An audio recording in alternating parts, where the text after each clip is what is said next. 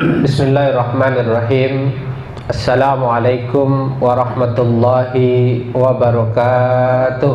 Waalaikumsalam warahmatullahi wabarakatuh. Alhamdulillahi rabbil alamin alladzi bi ni'matihi tatimmus shalihat. Asyhadu an la ilaha illallah rabbul makhluqat wa asyhadu anna sayyidana Muhammad sayyidus sadat amma ba'du. Yang saya hormati semua yang hadir pada kesempatan malam yang berbahagia ini, karena tidak ada yang saya kenal, jadi saya hormati semuanya. Ada Pak Benny yang saya kenal, yang saya tahu, ada Abang, ada Pak Unggul. Tapi apapun itu, alhamdulillah kita bersyukur kehadirat Allah Subhanahu wa taala. Malam ini kita bisa sama-sama hadir di tempat ini, di villa Alam Ngariung. Minggu yang lalu saya yang di warna hijau itu, Pak, ngisi juga. Hari Sabtu minggu yang lalu. Apa namanya? Villa RDX apa gitu. Itu yang hijau itu yang di belakang. Hafal jalannya. Hafal jalannya. Jadi keluar tol langsung ke sini.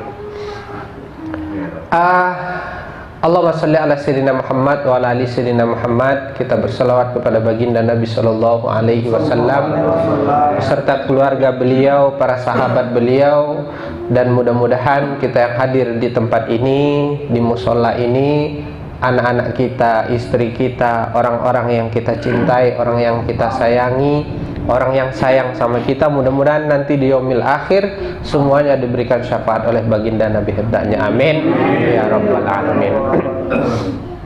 Baik, bapak-bapak semuanya, ini dadakan semua, ya kan? Jadi semua serba dadakan, bahkan saya pun belum ganti baju, masih di mobil. Tapi nggak apa-apa. Ada waktu sekitar 45 menit, setengah jam lebih sedikit.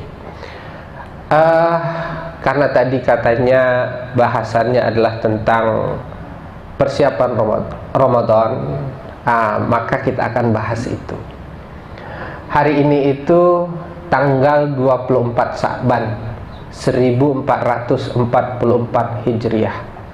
Artinya 4 hari lagi atau 5 hari lagi kita akan memasuki bulan Ramadan. Dan bulan Ramadan itu adalah bulan yang istimewa, berbeda dengan bulan yang lain, nggak sama. Bulan Ramadan itu Allah berikan adalah suatu nikmat besar kepada kita umat baginda Nabi Muhammad SAW. Makanya Rasulullah katakan, qad ja'akum syahrul Ramadan syahrul mubarak. Akan datang kepada kalian bulan Ramadan, bulan yang penuh dengan keberkahan. Furidu alaihi siyam. Pada bulan itu diwajibkan puasa. Tuftahu fihi abwabul jannah. Pada bulan itu dibuka pintu-pintu surga. Wa tughlaqu fihi abwabun nar. Ditutup pintu-pintu neraka. Wa tughli samaradus sayatin. Setan-setan dibelenggu. Wa fihi laila khairum min alfi syahr. Dan pada bulan itu ada satu malam yang lebih baik dari 1000 bulan. Jadi bulan Ramadan itu nggak sama dengan bulan yang lain. Dia bulan istimewa. Rasulullah katakan di bulan itu amalan dilipat gandakan oleh Allah Subhanahu wa taala. Amalan wajib itu dilipat gandakan 70 kali lipat bahkan lebih. Jadi kita sholat maghrib hari ini dengan sholat maghrib di bulan Ramadan nanti, itu sholat maghrib di bulan Ramadan itu pahalanya 70 kali lipat lebih daripada sholat maghrib hari ini. Makanya orang berlomba-lomba ibadah di bulan Ramadan. Makanya kalau bapak-bapak pergi ke Yaman, pergi ke Mesir, alhamdulillah saya dulu S1-nya di Mesir. Itu bulan Ramadan tuh benar-benar bulan ibadah. bukan bulan untuk leha-leha. Nggak ada orang bulan Ramadan tuh yang tidur malam tuh jarang. Orang sholat tahajud. Nggak ada orang bulan Ramadan tuh leha-leha, main HP, nonton Korea tuh nggak ada. Bahkan bawa mobil pun sambil zikir. Di atas angkot, di atas bis itu baca Quran. Begitu orang di bulan Ramadan. Kenapa?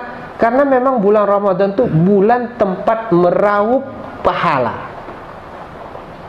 Makanya ada istilah kalau di Arab itu 11 bulan mencari, 1 bulan fokus ibadah. Nggak ada kerja. Jadi kalau kita, pemerintahan juga begitu. Makanya dulu Gamal Abdul Nasir itu pernah bilang, kalau Israel itu kurang ajar, dia serang saja Mesir ketika bulan Ramadan, habis Mesir tuh. Ya. Ya kalau orang Mesir itu Pak, umpamanya Maghrib jam 6. Maghrib jam 6 tuh udah penuh tuh masjid. Sampai Isya. Isya nanti tarawih sampai jam 11. Jam 11 itu Pak, sampai jam setengah 12 itu istirahat santai. Sampai jam 12 lah. Jam setengah 1 mulai lagi tahajud sampai jam 3 pagi. Jam 3 sahur. Jam 4 subuh. Nanti dari subuh sampai terbit matahari tuh baca Al-Quran, dengerin kajian sampai duha. Setelah duha baru pulang ke rumah, tidur. Bangun-bangun jam setengah 9, jam 9 mandi, kantor. Nyampe di kantor setengah 10. Jam 11 pulang lagi, nanti zuhur udah di rumah. Begitu kehidupan orang pas Ramadan. Ini fokus ibadah. Makanya wajar kalau dulu kita dengar di Mesir tuh orang bisa khatam 10 kali pas Ramadan. Iya bisa. Karena kerjanya ibadah aja. Beda dengan kita. Tapi apapun itu, kita usahakan harus maksimal di bulan Ramadan. Karena kalau kita tidak mendapatkan ampunan Allah, kata Rasulullah, di bulan Ramadan Pak, kita sulit mendapatkan ampunan Allah di bulan yang lain. Kalau kita tidak mendapatkan rahmat Allah di bulan Ramadan, maka kita akan susah mendapatkan rahmat Allah di bulan yang lain. Artinya kalau kita nggak tobat di bulan Ramadan, susah tobat di bulan yang lain. Maka karena itu kita harus maksimalkan bulan Ramadan. Ya, mudah-mudahan Allah kasih kita usia sebentar lagi, ya, 4 hari lagi, 5 hari lagi. Kita dari bulan Rajab udah doa, Allahumma barik lana ya Allah fi Rajab wa Sa'ban wa balighna Ramadan. Ya Allah berkahi kami di bulan Rajab, bulan Sa'ban, sampaikan kami ke bulan Ramadan. Mudah-mudahan Allah ijabah doa kita sampai kita ke bulan Ramadan. Tapi jangan hanya sampai, maksimalkan bulan Ramadan itu. Karena buat apa ketemu Ramadan kalau enggak mendapatkan apa-apa? Makanya kata Rasulullah, dan liman adraka Ramadan falam yughfarlah. Jauh celaka orang yang ketemu sama bulan Ramadan, Allah kasih usia bisa ketemu sama bulan Ramadan, tapi pas Ramadan datang dia tidak dapatkan ampunan Allah. Celaka. Maka karena itu, biar kita maksimal, ada hal-hal yang mungkin perlu untuk kita siapkan. Melihat waktu, nggak usah banyak-banyak, 3 saja. Yang pertama yang perlu kita siapkan itu adalah fisik yang sehat. Ini penting. Jangan sampai pas Ramadan datang kita sakit, rugi Pak. Sehari kita nggak puasa di bulan Ramadan, kita batalkan puasa kita secara sengaja. Kata Imam Syafi'i, orang yang membatalkan sehari puasa di bulan Ramadan dengan sengaja, kemudian dia ganti 1 hari itu dengan puasa 1000 hari di bulan yang lain, pahalanya nggak sama. Nggak sama Pak. Maka jangan dianggap sepele, ya. Jangan dianggap sepele. Nggak apa-apa, batal sehari saja. Jangan. Diganti 1000 hari saja, 1000 hari itu belum tentu sama pahalanya dengan 1 hari itu. Apalagi Ramadan itu kewajiban yang datang cuma sekali setahun. Tarawih, jangan sampai kita bolong walaupun 1 hari saja. Rugi Pak. Karena tarawih itu nggak akan bisa diulang lagi, nggak bisa dijemput lagi. Nggak ada qada tarawih. Nggak ada qada tarawih. Jangan sampai nggak tarawih. Ustadz, saya hari ini banyak banget komplain di kantor, capek berdiri lama. Nggak bisa jamaah di masjid, sendiri sholat di rumah. Yang penting tarawih, Pak. Nggak bisa di masjid, di rumah tarawih. Nggak bisa di rumah berdiri, duduk sholat tarawih. Yang penting tarawih, Pak. Nggak mampu berdiri, udah capek banget kaki. Kita masih sehat, cuman capek. Sehari ini mungkin banyak yang komplain atau apalah pekerjaan di kantor sehingga capek rasanya badan, duduk sholat. Yang penting tarawih. Sholat sunnah boleh duduk. Tahajud, sholat sunnah boleh duduk. Yang penting tarawih. Karena tarawih itu cuma sekali setahun, Pak. Kalau bolong satu hari, udah nggak bisa lagi dijemput. Nah, jadi kita harus punya fisik yang kuat agar pas Ramadan itu kita bisa maksimal. Maka dari sekarang jaga makanan, jaga kesehatan, kurangi begadang malam. Ya, kalau nggak penting begadang nih, jangan begadang dulu. Ya, mulai kurangi hal-hal yang membuat kesehatan kita. Kita yang tahu dengan kesehatan kita. Maka yang pertama yang harus kita persiapkan itu fisik. Karena kalau fisik kita kuat, maka insya Allah kita bisa maksimal Ramadan. Yang kedua, yang perlu kita persiapkan itu mental. Nah, mental ini penting. Jangan pas masuk Ramadan kita udah down duluan. Dia pikir, Ramadan datang lagi, ini pengeluaran bakal banyak ini. Ya, belum lagi THR duitnya belum ada ini. Ya, senangkan dulu hati sebelum masuk bulan Ramadan. Man farraha bidukhuli Ramadan haramallahu jasadahu ala niran. Ini memang bukan hadis. Siapa yang gembira dengan kedatangan bulan Ramadan, Allah haramkan jasadnya dari api neraka. Memang bukan hadis ini, tapi ini poinnya bagaimana kita menyambut Ramadan. Gembira kita dengan kedatangan bulan Ramadan, bulan yang penuh dengan ampunan ini. Senangkan dulu hati kita.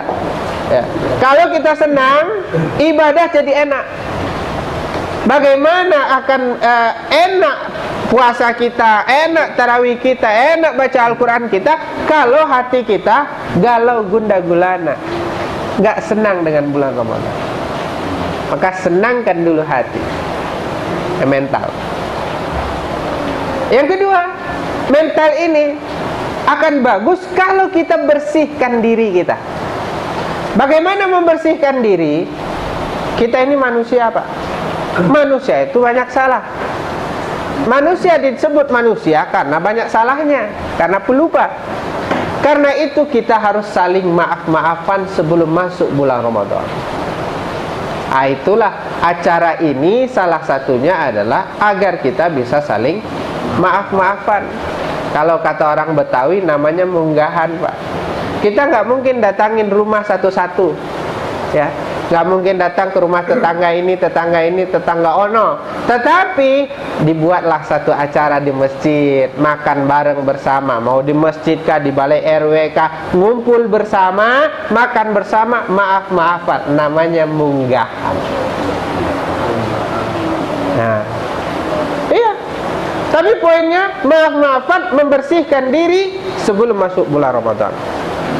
Ya, kita minta maaf kepada istri kita, minta maaf kepada anak kita, minta maaf kepada orang tua kita, kepada tetangga kita, kepada karyawan kita, kepada siapa saja yang mungkin kita punya salah, kita minta maaf. Ketika kita minta maaf, selesai, bersih hati kita, enak masuk bulan Ramadan.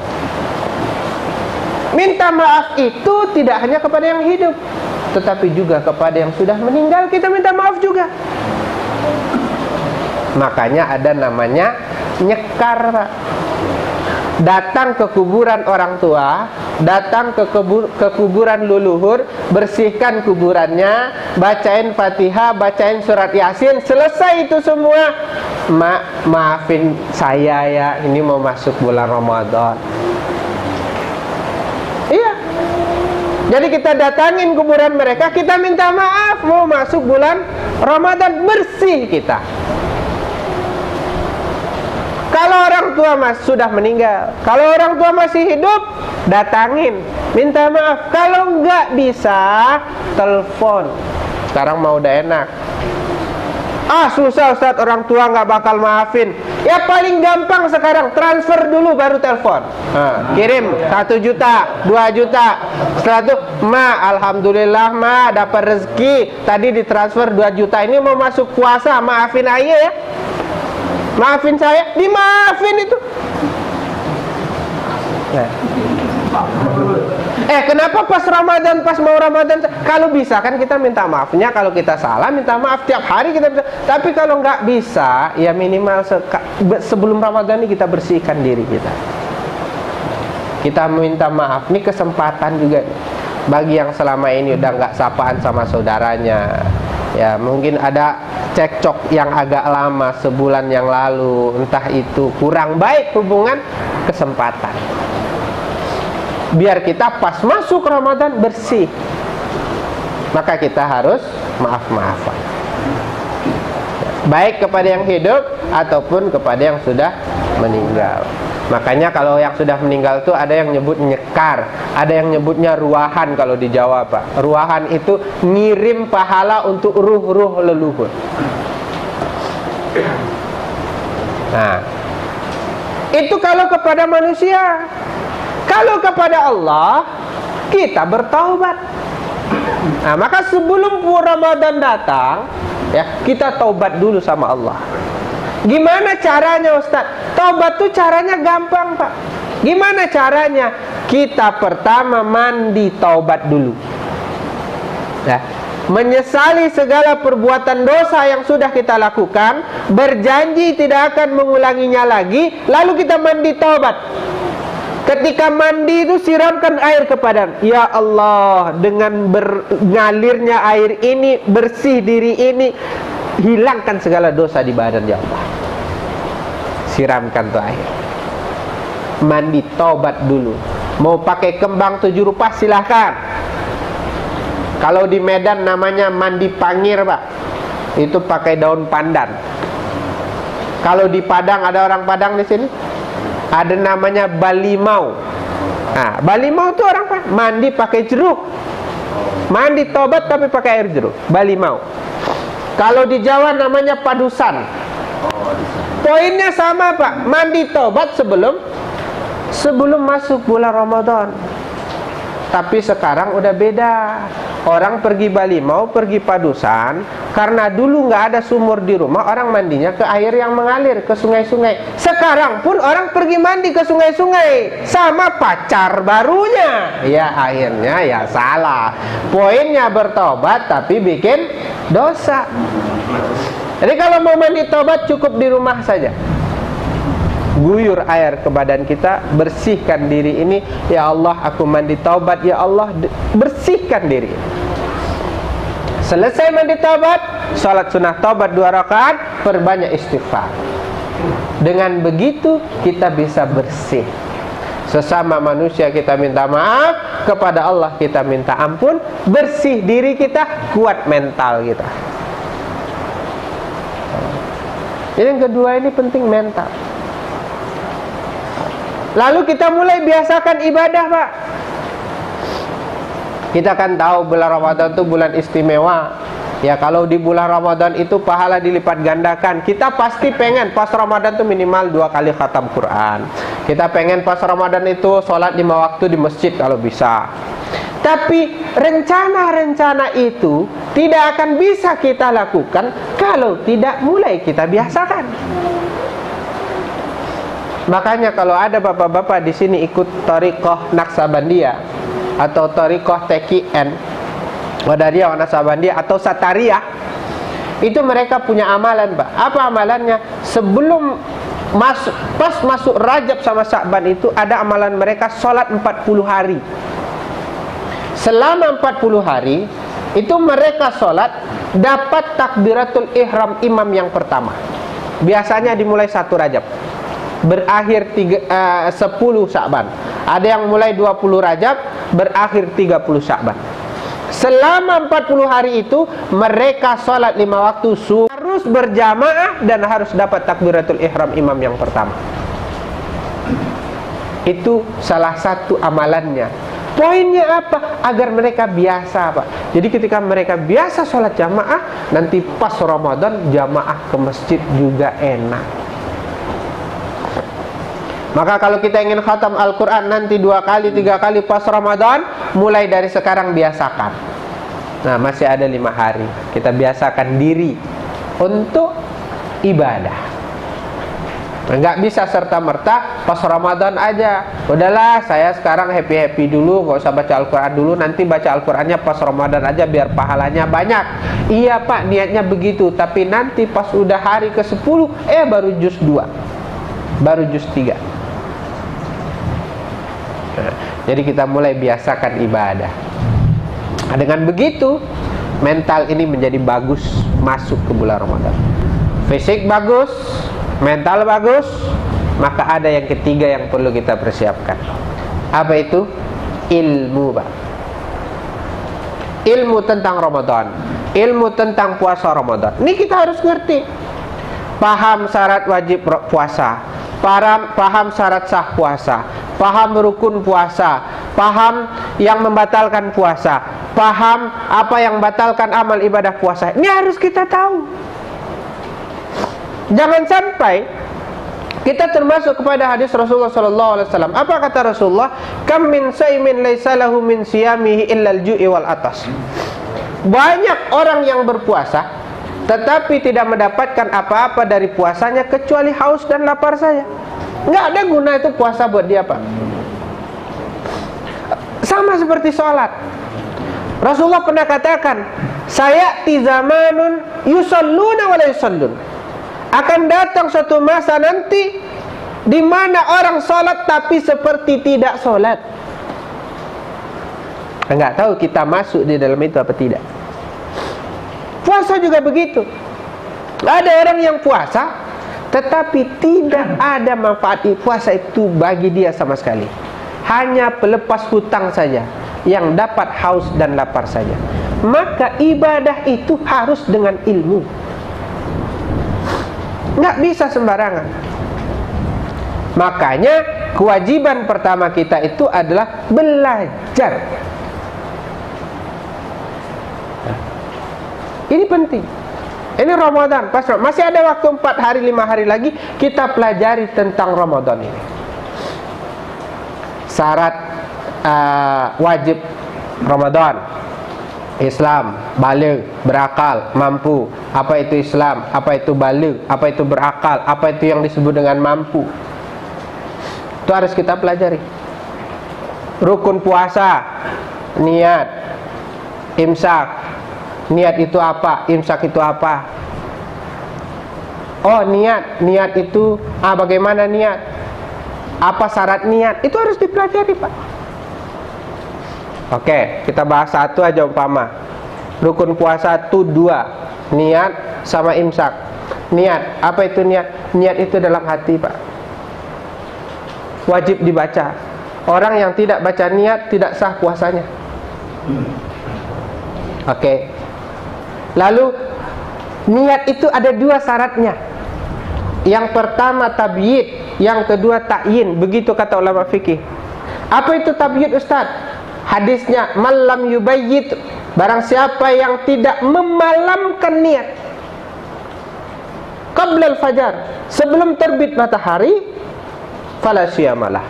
Sebelum fajar, fala siyamalah, tidak sah puasanya. Artinya niat itu harus dibaca sebelum fajar.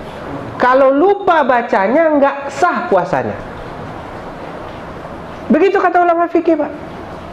Jadi niat itu harus dibaca sebelum azan subuh. Mulai dari waktu berbuka itu, dari maghrib sampai azan subuh, harus dibaca.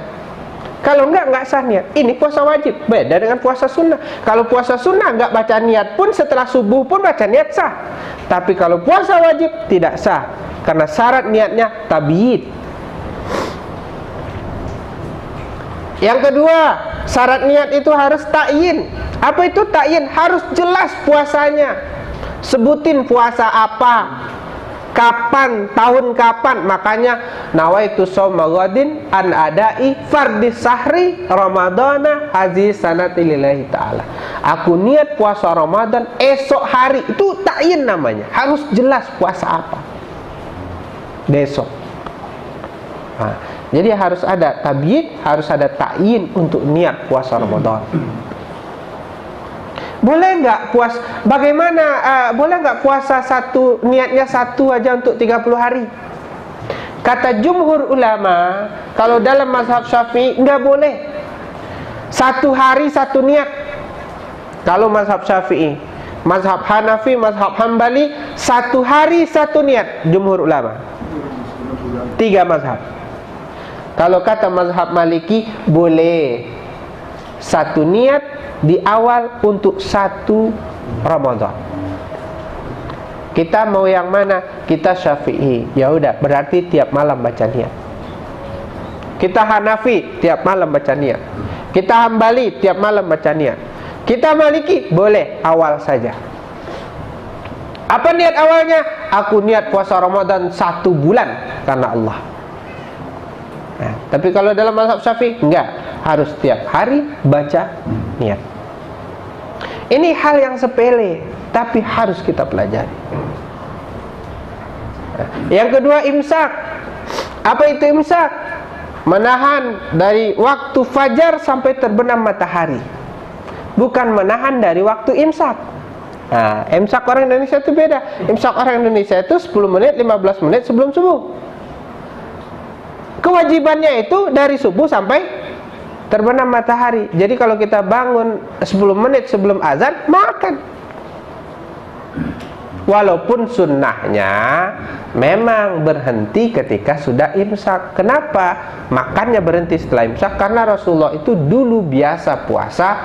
Kira-kira beliau berhenti 50 ayat baca Al-Quran sebelum subuh. Makanya ada sunnah imsak. Tapi bukan kewajiban di situ. Lalu nanti ada imsak wajib, ada imsak sunnah. Itu perlu dipelajari. Imsak wajib kapan, Ustaz? Kalau orang membatalkan puasanya dengan sengaja, siang hari Ramadan lapar dia makan. Setelah itu dia tetap wajib menahan sampai terbenam matahari. Nggak boleh makan minum. Orang yang batal puasanya nggak sengaja batal puasanya, lalu dia tetap nggak boleh makan minum sampai terbenam matahari. Itu namanya imsak wajib. Itu ada dalam ilmu fikih.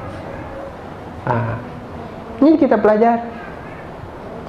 Belum lagi yang membatalkan puasa, makan minum itu batal puasa. Apa yang disebut dengan makan? Itu dipelajari, Pak.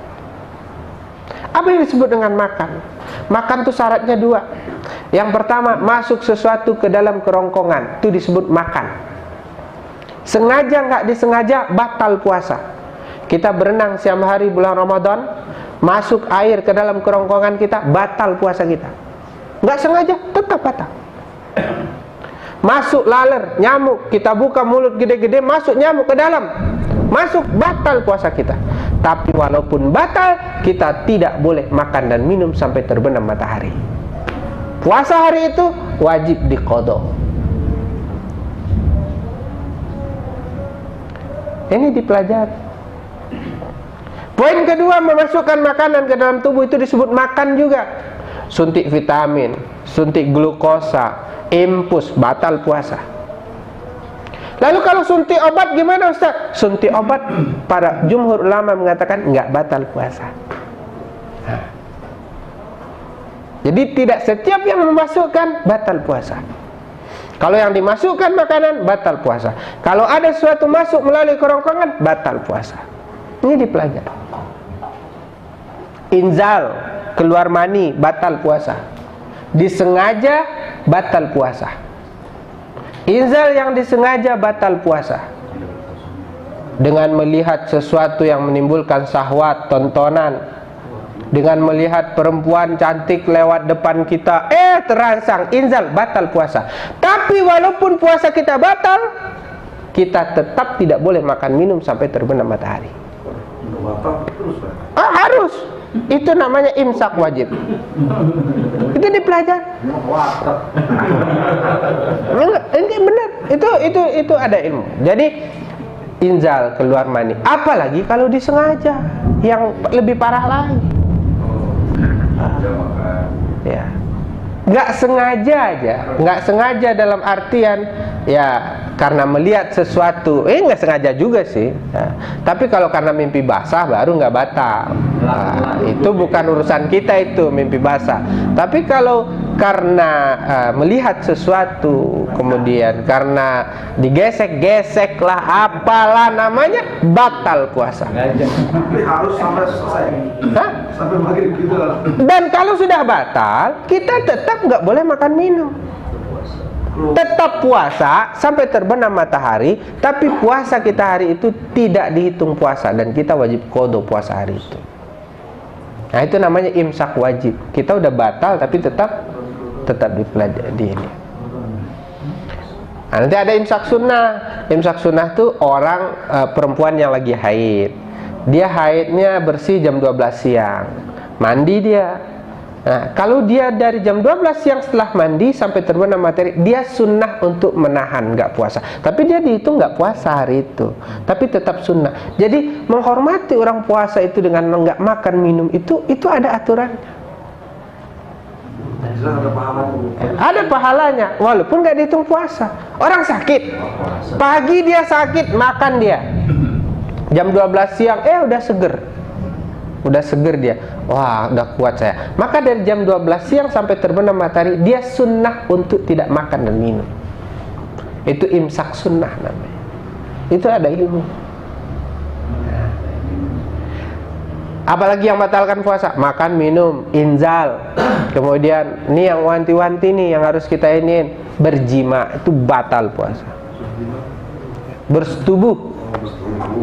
Dan parahnya kalau bersetubuh itu di siang hari di bulan Ramadan, bukan hanya batal puasa, kita wajib qada, kita wajib bayar kafarat.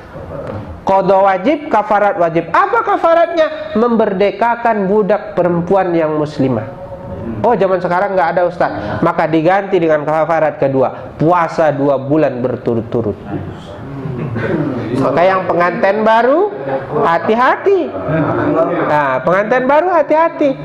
Ya, pengantin lama juga hati-hati. Itu harus hati-hati. Kalau siang hari jangan sampai sekali. Coba bayangin 2 bulan berturut-turut batal sehari, ulang lagi. Berat, Pak, berat. Kalau belum diganti itu gimana? Hah? Pernah gitu kan belum diganti gimana? Harus diganti. Harus diganti. Harus diganti. Kalau puasa itu harus diganti. Kalau kita tidak ganti, kita berhutang kepada Allah. Nah, kalau kita meninggal, hutang puasa itu wajib dibayar oleh ahli waris. 1 hari 1 mud fidyahnya. Makanya kita bayar fidyah orang yang sudah meninggal. Maka istri kita, kalau dia tidak puasa, takut terjadi sesuatu kepada dirinya, dia wajib qada. Ya, orang hamil, orang menyusui boleh nggak puasa. Ya. Jika takut kepada dirinya, dia wajib qada. Jika takut kepada dirinya dan anaknya, maka dia wajib qada, wajib bayar fidyah. Maka catat hutang istri kita. Ya, kadang-kadang kan istri itu luar biasa. Tahun ini hamil, nggak puasa dia. Tahun depan melahirkan, menyusui, nggak puasa juga dia. Tahun berikutnya hamil lagi, ya kan? Kalau istri 2? Apalagi kalau istri 2. Tahun depannya bisa, makanya dicatat. Kamu utangnya udah kebayar belum? Oh belum. Catat tuh berapa hari. Kalau sempat dia meninggal, maka semua hutangnya harus dibayar oleh ahli waris. Nah, hutang kepada Allah lebih berhak untuk, tapi hutang puasa aja, hutang sholat mah enggak. Nah, orang tua yang udah nggak mampu puasa, bayar juga hutangnya. 1 hari 1 mud. 1 mud itu berapa, Ustaz? 1 mud itu 1/3 liternya orang Baghdad. Kalau di Indonesia kan kira-kira 1 kali makan 25.000 kalau nasi padang full. Ya, kalau nasi Padang 20.000 tergantung makanannya kita. Kalau makanan kita biasa 10.000 berarti 10.000 per hari. Ya. Nah, poinnya begitu. Jadi ilmu-ilmu tentang puasa ini perlu kita pelajari sehingga ketika kita paham tentang syariat puasa, setidaknya secara syariat puasa kita benar. Sholat kita secara syariat benar. Itu aja dulu. Kalau mau nanti masuk ke tasawufnya bisa, tapi agak beda. Makanya dalam dunia puasa ini kata Imam Al-Ghazali, puasa orang tuh ada 3 modelnya. Ada puasa puasa orang awam, ada puasa khas, orang khusus, ada puasa khawasul khawas. Nah, tingkatannya itu ada. Kita mau masuk yang mana? Makanya kita pelajari ilmunya. Nah, kalau waktu ya kan. Kalau 3 ini saja kita persiapkan dengan baik, fisik kita persiapkan, mental kita persiapkan, kita senangkan hati kita saling maaf-maafan sesama kita doain orang tua kita minta maaf sama yang masih hidup sampai yang meninggal, kemudian kita taubat sama Allah, kemudian kita siapkan ilmunya, maka insya Allah kita bisa maksimal Ramadan. Maksimalkan Ramadan, karena kita tidak tahu apakah kita bisa bertemu dengan Ramadan tahun depan apa tidak. Umur tidak ada yang tahu. Maka selagi Allah kasih kita kesempatan untuk hidup, Allah kasih kita kesempatan untuk bernafas, taubat sama Allah, dekatkan diri kepada Allah, persiapkan akhirat sebaik mungkin, karena dunia ini pasti akan kita tinggalkan. Pasti akan kita tinggalkan. Dan kita akan hidup nanti kekal di akhirat abadi. Mau saadah, mau bahagia, mau tidak, tergantung kepada kitanya di dunia ini. Maka persiapkan sebaik mungkin. Mudah-mudahan kita bisa maksimal Ramadan tahun ini. Dan ya, mari kita maaf-maafan sebelum Ramadan, senangkan hati, kuatkan ukhuwah. Insya Allah dengan begitu semakin kita siap, maka insya Allah semakin maksimal kita. Baik, itu saja. Terima kasih banyak waktu. Kalau ada yang mau bertanya 1-2 pertanyaan sambil menunggu azan, boleh, silakan. Itu tadi maksud saya bukan meninggalkan puasanya. Jima di bulan puasa tadi. Nah, jima di bulan puasa tapi belum bayar 2 bulan tadi kan? Iya. Nah, itu berarti kita hutang kan? Nah, maksudnya iya. Kalau ada orang yang melakukan hubungan suami istri di bulan Ramadan dan belum dia bayar sampai sekarang, maka tetap dia harus bayar kafaratnya. Kafaratnya itu apa? Puasa 2 bulan berturut-turut. Ya, kalau masih mampu harus dilaksanakan 2 bulan berturut-turut. Tapi kalau usianya udah 80 tahun, 90 tahun gimana, Ustaz? Udah nggak mungkin puasa 2 bulan berturut-turut. Maka pada saat itu, jika dia seandainya dia udah nggak mampu, maka boleh dengan memberi makan 60 orang miskin. Tapi itu jika tidak mampu. Yang tidak mampu itu ya orang-orang tua.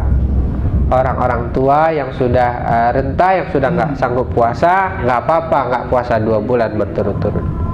Nah, tapi kalau kita yang masih muda, kita puasa 2 bulan berturut-turut.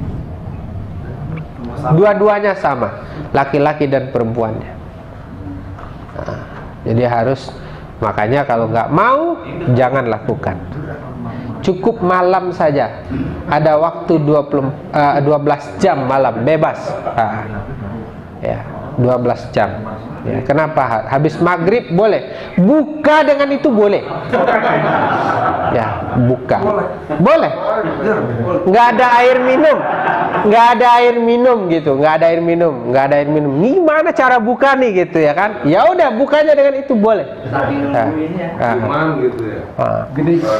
Kalau cuman mah nggak batal puasa, Bang. Yang batal itu inzal sama berjima, itu yang batal. Kalau ciuman selama nggak inzal nggak apa-apa. Kalau istri orang ya nggak batal juga sih, tapi ya pahala puasanya kagak ada. Mengenai kalau kita Oke. Satu-satu. kalau kita ketiduran tuh di dia sahur kan, berarti kan kita dia sahur kan, kita berarti niatnya kapan, Ustaz? Nah, niat itu kita bukan baca lafaz niat, tapi niat. Niat itu dalam hati. Contoh nih, besok kita dalam hati kita udah besok saya mau puasa Ramadan. Itu udah niat. Bukan baca nawaitu shauma ghadin an ada'i fardhu syahri Ramadan aziz sanati lillahi ta'ala. Itu namanya lafaz niat. Membaca lafaz niat ini hukumnya sunnah. Kalau dalam wajib itu niat dalam hati. Waktu mau tidur boleh niat aku besok mau puasa Ramadan. Oke. Atau pas setelah buka terus baca lagi besok saya mau puasa Ramadan. Dalam hati aja. Itu sudah dihitung niat. Nah, itu udah dihitung niat. Nah, itu yang wajib. Kalau lafaz niat hukumnya sunnah. Saya dulu punya jamaah. Saya tanya, Pak, kamu kenapa nggak puasa? Nggak puasa dia siang hari Ramadan. Kamu kenapa nggak puasa? Apa jawaban Bapak itu ke saya? Saya nggak hafal niatnya, Ustaz. Nggak hafal nawaitu shauma ghadinnya. Aduh Pak, bukan itu yang niat, saya bilang. Itu namanya lafaz niat. Jadi jangan sampai karena kita nggak hafal nawaitu shauma ghadin kita nggak puasa. Nah, jadi niat itu di dalam hati. Nah. Ya, silakan Pak. Assalamualaikum warahmatullahi wabarakatuh. Waalaikumsalam warahmatullahi wabarakatuh. Begini Tat, saya pernah dengar kalau masalah berhubungan di malam hari pada saat bulan puasa, informasinya kalau mandi junub itu biasanya di saat jam berapa pada saat kita mau sahur ataupun mau sholat subuh. Itu pernah ada menanyakan, katanya itu bisa sesudah sahur. Apakah itu memang benar apa belum? Oke. Untuk mandi junub ya. Untuk mandi junub. Kalau berhubungannya batasnya sampai fajar. Kalau udah azan berhenti. Okay. Kalau mandinya itu boleh walaupun sudah masuk subuh. Umpamanya kita ketiduran bangun-bangun jam 5:30, ya kan? Oh, jam 12 nggak subuh dong kalau jam 12. Bangunnya 5:30, mandi wajib, sholat subuh, gitu. Nggak masalah. Itu kan kalau ketiduran, Tat. Ya. Bicara kita nggak ketiduran. Nggak ketiduran pun nggak masalah.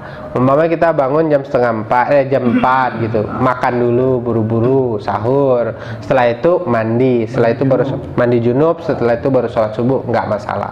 Karena mandi sah puasanya. Karena mandi junub itu bukan hal yang membatalkan puasa. Mandi itu tidak membatalkan puasa. Mandi tidak membatalkan puasa. Oke, terima kasih. Iya. Tapi yang bagus ya, begitu Anda main, mandi. Ya, sunnahnya setelah melakukan hubungan langsung mandi, itu sunnahnya. Tidak akan capek blok gitu. Itu sunnahnya. Ya, kalaupun capek banget, Kalau banyak rit gitu ya. bersihkan wudhu. Jangan setelah berhubungan terus langsung jalan, makan, minum. Jangan, bersihkan dulu. Kalau bisa mandi. Kalau belum bisa mandi mungkin karena waktu dan lain sebagainya, wudhu dulu. Setelah itu baru melakukan yang lain. Tapi afdolnya memang mandi. Iya, benar. Saya punya cerita dulu. Misalnya nginep di rumah Ustadz nih. Kalau Ustadznya jam 9 langsung mandi, Ustadz saya dengerin mandi Ustadznya itu mungkin ya. Terus main langsung mandi gitu. Jadi nggak bisa aja. Bisa aja. Ini santrinya ngintipin Ustaz. Mandi malam-malam gitu kan. Tapi memang afdalnya memang setelah berhubungan. Dia beda, Pak. Beda. Capeknya beda. Jadi kalau kita mandi setelah melakukan itu nggak terlalu capek. Langsung seger. Nah, ini masih. Kalau puasa nggak sholat tuh gimana? Nah, ini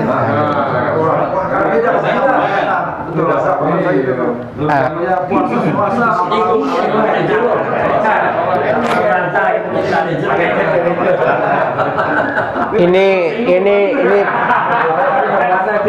Ini penting banget nih. Sholat itu hukumnya wajib. Enggak sholat dosa.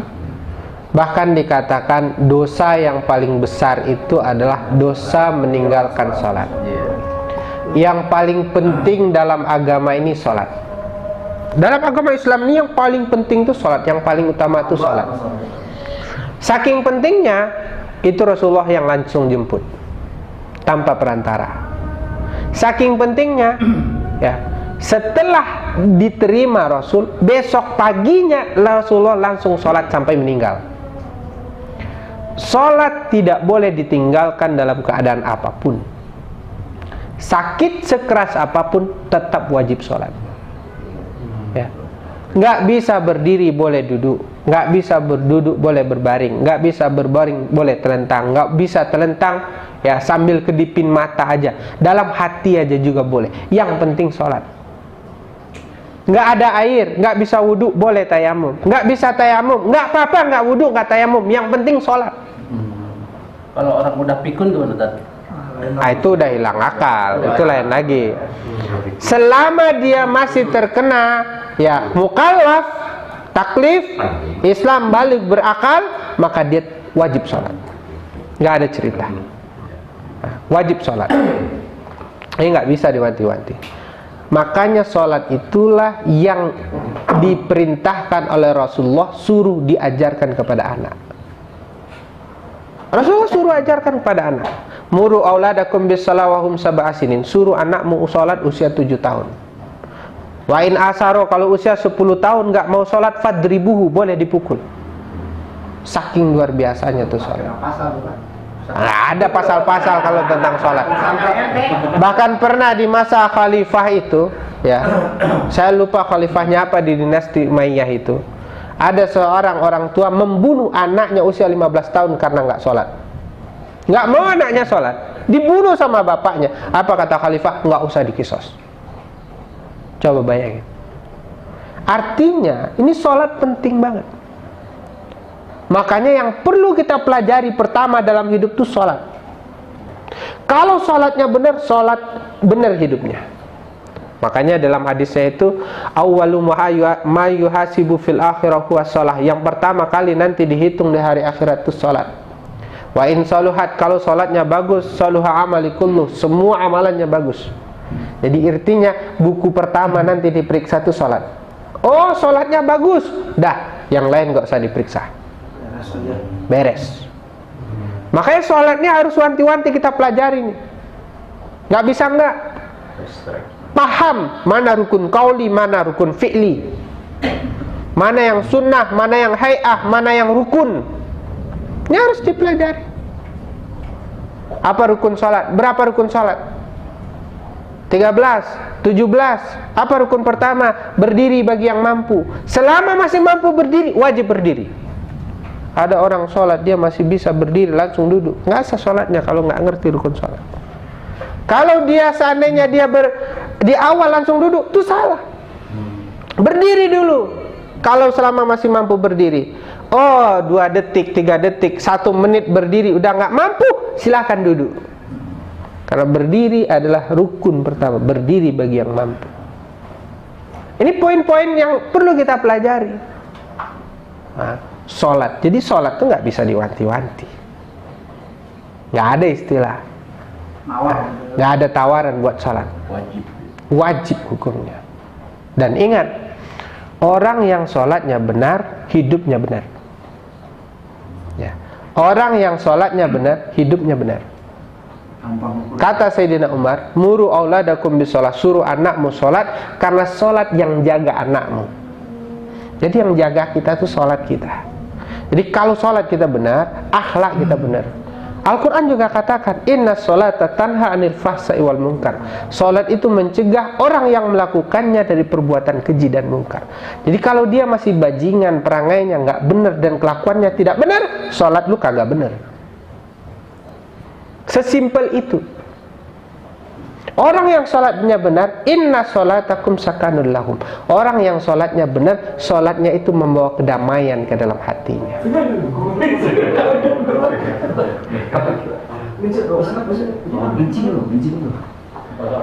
Oke. Jadi kalau sholat kita justru tidak membawa damai dalam hidup kita, itu salah sholat kita, Pak.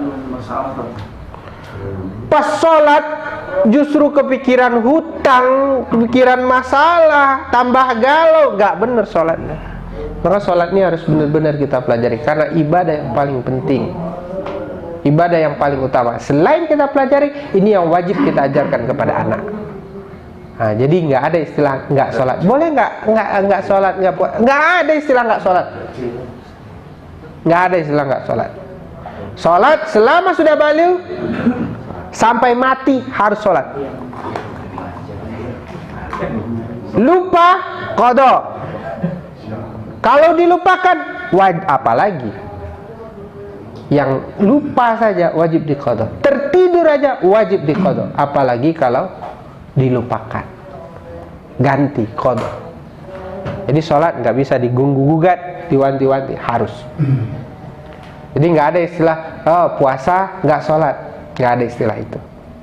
Nah, bagaimana dengan orang yang dia puasa tapi nggak sholat? Memang puasa kewajiban, sholat kewajiban, nggak ada urusan. Dia puasa wajib, sholat wajib.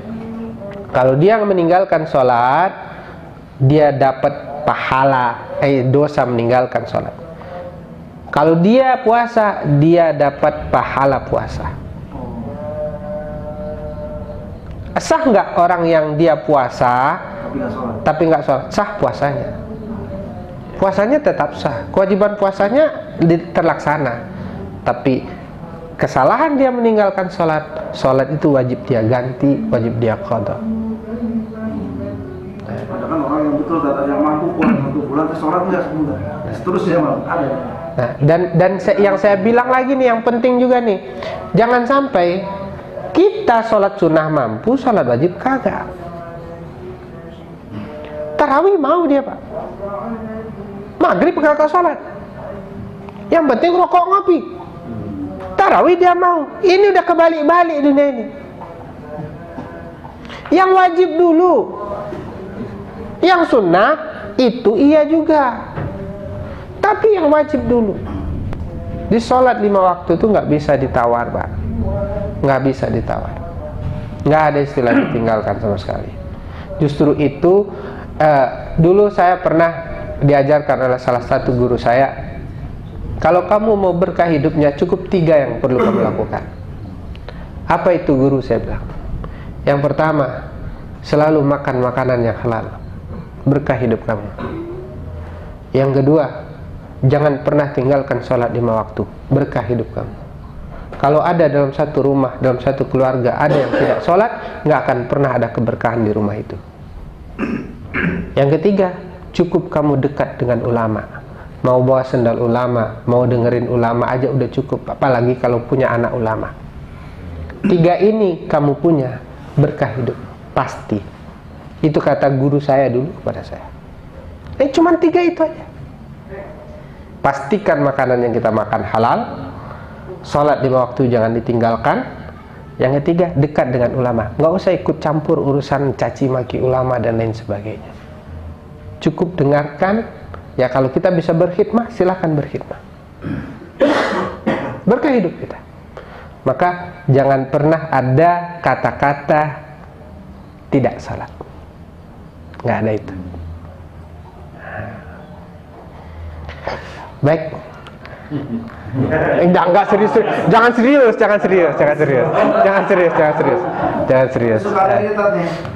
Percuma sholat, percuma puasa kalau nggak sholat. Nah, ada gitu bahasa. Itu benar. Kenapa? Sholat itu yang paling utama, Pak. Yang pertama nanti dihitung di akhirat itu sholat. Ya, kalau kita puasa, sedekah banyak, naik haji tiap tahun, gitu kan? tapi kagak sholat, kagak ada manfaatnya nanti. Itu maksudnya mendingan nggak sholat, nggak puasa sekali. Oh, jangan begitu juga. Jangan begitu juga. Jangan begitu juga. Kagak begitu juga. Nggak gitu juga.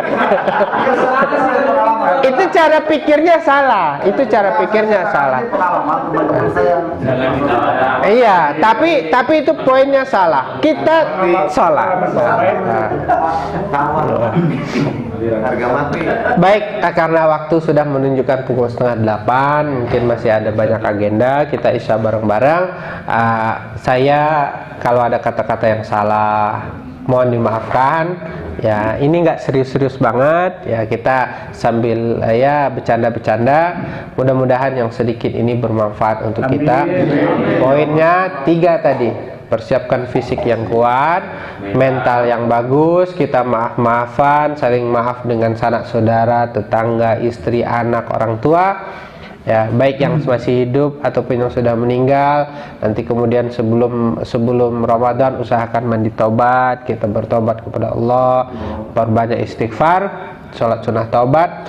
Lalu yang ketiga, persiapkan ilmunya. Biar Ramadan kita itu berkah, biar puasa itu membawa efek kepada diri kita, biar pas Ramadan selesai rasanya kita itu diampuni Allah. Itu berasa, Pak. Kalau Ramadan selesai itu kan, kira-kira Ramadan tahun ini saya nilainya berapa? Itu berasa ke kita, saya diampuni Allah enggak? Dan itu terlihat nanti ketika Ramadan selesai. Ada efeknya apa enggak? Umpamanya sekarang dia jarang sholat 5 waktu, pas Ramadan, selesai Ramadan, dia rajin sholat 5 waktu. Berarti ada efek Ramadan. Tarbiyah Ramadan itu berasa. Baik, terima kasih banyak. Mohon maaf atas segala kesalahan. Wallahu muwaffiq ila aqwamit thoriq. Wassalamualaikum warahmatullahi wabarakatuh. Alhamdulillahirabbil alamin.